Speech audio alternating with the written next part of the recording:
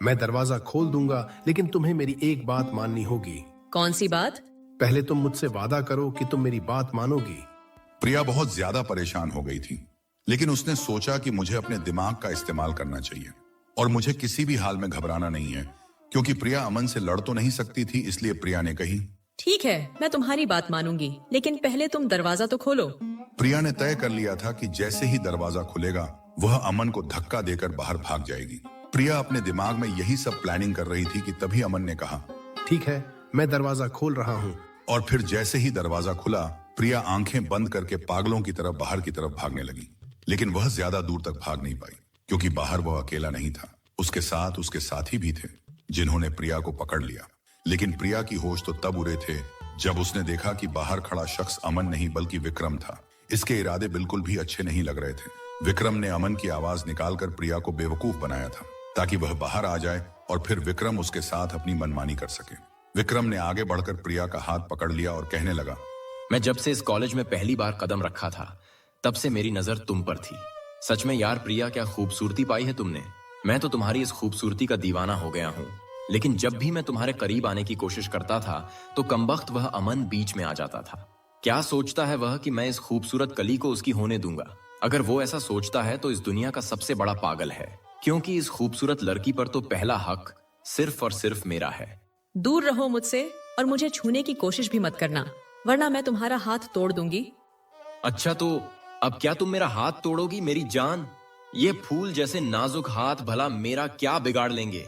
तभी विक्रम उसके साथ जबरदस्ती करने वाला था। लेकिन शायद प्रिया की किस्मत अच्छी थी जो अमन अभी भी कॉलेज में ही था, और प्रिया की चीख सुनकर अमन भी वहां आ गया। विक्रम के साथियों ने अमन को पकड़ रखा था, लेकिन फिर भी अमन अकेला ही सब पर भारी था। और फिर जब अमन विक्रम की तरफ बढ़ने लगा तो विक्रम ने प्रिया का हाथ छोड़ दिया और वो भी अमन की तरफ बढ़ने लगा। तब अमन ने प्रिया से कहा, प्रिया भाग जाओ यहाँ से। तभी विक्रम ने प्रिया के गाल पर एक जोरदार थप्पड़ जड़ दिया और कहने लगा, प्रिया मेरी जान, इस अमन को देख रही हूं ना, ये ऐसे ही तुम्हारा दीवाना नहीं है। तब अमन, जिसे विक्रम के साथियों ने अपनी गिरफ्त में जकड़ा हुआ था, गुस्से में चिल्लाते हुए कहने लगा, विक्रम तुम ऐसा कुछ नहीं करोगे।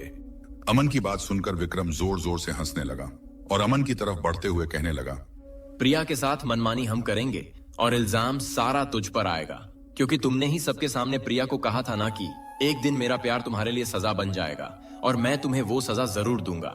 ये सब देखकर प्रिया को भी समझ आ गया था कि अमन की नीयत में तो कभी खोट थी ही नहीं। नीयत तो विक्रम की खराब थी, लेकिन अब तो प्रिया और अमन दोनों ही फंस चुके थे। दोनों एक दूसरे की तरफ देख रहे थे और दोनों यही सोच रहे थे कि बस किसी तरह से इस मुसीबत से बाहर निकल जाए। वहीं रुक जा विक्रम, अगर तूने मेरी प्रिया को हाथ भी लगाया तो मैं तुझे जान से मार दूंगा। लेकिन इस बात पर भी विक्रम और उसके दोस्त हंसने लगे। प्रिया भाग जाओ यहाँ से। और इतना कहते ही अमन खुद जाकर बाथरूम में लगे शीशे से टकरा गया। विक्रम ने अपने साथियों से कहा, अरे भागो यहाँ से, ये तो मर जाएगा और इल्जाम हम पर आ जाएगा। इतना कहकर वह लोग डर के मारे वहां से भाग निकले। प्रिया ने जब अमन की हालत देखी तो वह भी बहुत ज्यादा डर गई थी, लेकिन अपने इस डर में भी प्रिया ने हिम्मत नहीं हारी। तुम्हें कुछ नहीं होगा अमन, मैं तुम्हें कुछ भी नहीं होने दूंगी। और फिर प्रिया पागलों की तरह बाहर की तरफ दौड़ गई ताकि वह किसी को अपनी मदद के लिए बुला सके। कॉलेज में अभी भी कुछ टीचर और गार्ड मौजूद थे जो तुरंत ही प्रिया की मदद के लिए आ गए थे। अमन की हालत देखकर तो वह सभी बहुत ज्यादा घबरा गए थे, क्योंकि अमन को देखकर ऐसा लग नहीं रहा था कि अब वह बच पाएगा। और फिर जब टीचर्स ने पूछा कि यह सब कैसे हो गया तो प्रिया ने कही, मैं आपको सब कुछ बता दूंगी, लेकिन फिलहाल तो कुछ भी करके पहले अमन को जल्दी से अस्पताल ले जाना है। अस्पताल में पहुंचते ही डॉक्टर ने अमन का इलाज शुरू कर दिया, लेकिन प्रिया अभी तक घर नहीं पहुंची थी, इसलिए उसके घर वाले भी उसकी तलाश कर रहे थे। कॉलेज से खबर मिलने पर प्रिया के परिवार वाले भी अस्पताल आ गए थे, और जब प्रिया ने अपने परिवार वालों को सच्चाई बताई तो वह लोग भी अमन के लिए बहुत ज्यादा परेशान हो गए थे, क्योंकि प्रिया के परिवार वालों को भी पता चल गया था कि सिर्फ और सिर्फ अमन की वजह से ही आज उनकी बेटी प्रिया की जिंदगी और इज्जत दोनों सही सलामत है। कुछ दिनों बाद जब अमन को अस्पताल से छुट्टी मिली तो प्रिया ने अपने परिवार में बता दिया कि वह अमन से प्यार करती है और उसी से शादी करना चाहती है।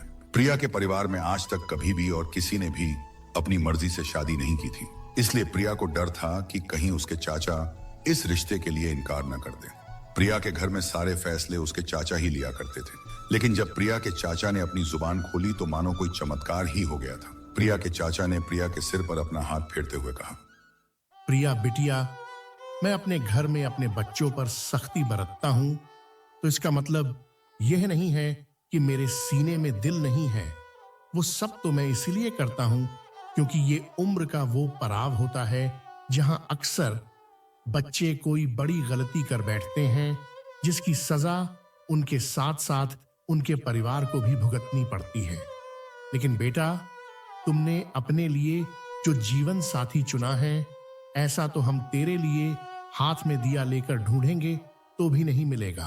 और फिर उसी महीने प्रिया और अमन की सगाई हो गई और दोनों की पढ़ाई खत्म होने के बाद शादी की तारीख भी पक्की कर दी गई। प्रिया और अमन अभी भी दोनों एक साथ एक ही बेंच पर बैठते हैं, लेकिन कॉलेज में किसी को भी नहीं पता था कि उन दोनों की सगाई हो चुकी है और अब शादी भी होने वाली है, क्योंकि प्रिया और अमन दोनों चाहते थे कि वह दोनों पहले अपनी पढ़ाई पूरी कर लें, फिर सबको अपने रिश्ते के बारे में बताएंगे। प्रिया के और अमन के परिवार ने पुलिस स्टेशन में जाकर विक्रम और उसके साथियों की कंप्लेंट भी दर्ज कराई थी, जिसके चलते उन्हें कॉलेज से निकाल दिया गया और फिर तो किसी और कॉलेज में भी उनका एडमिशन नहीं हो पाया था।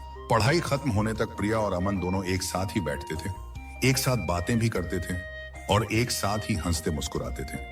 और आज प्रिया की जिंदगी का सबसे खास दिन है, क्योंकि आज प्रिया अपने घर से विदा होकर हमेशा के लिए अपने अमन के संग उसके घर जा रही थी।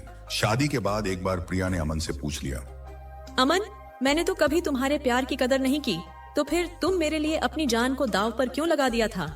प्रिया, मैं अपनी जीते जी अपनी आंखों के सामने तुम्हारे साथ कुछ भी गलत होते कैसे देख सकता था। मैं अपनी जान तो गवा सकता था, लेकिन उस विक्रम को जीतने नहीं दे सकता था।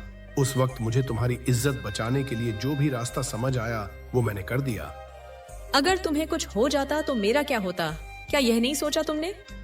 लेकिन तब तो तुम मुझसे प्यार नहीं करती थी ना, और अगर मैं मर भी जाता तो तुम्हें कोई और मिल जाता। बकवास बंद करो।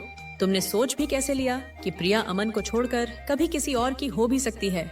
आज ये बात कहीं सो कह दी, लेकिन अगर दोबारा मरने की बात की ना तो मैं अपनी जान दे दूंगी। अच्छा, दोबारा नहीं करूंगा।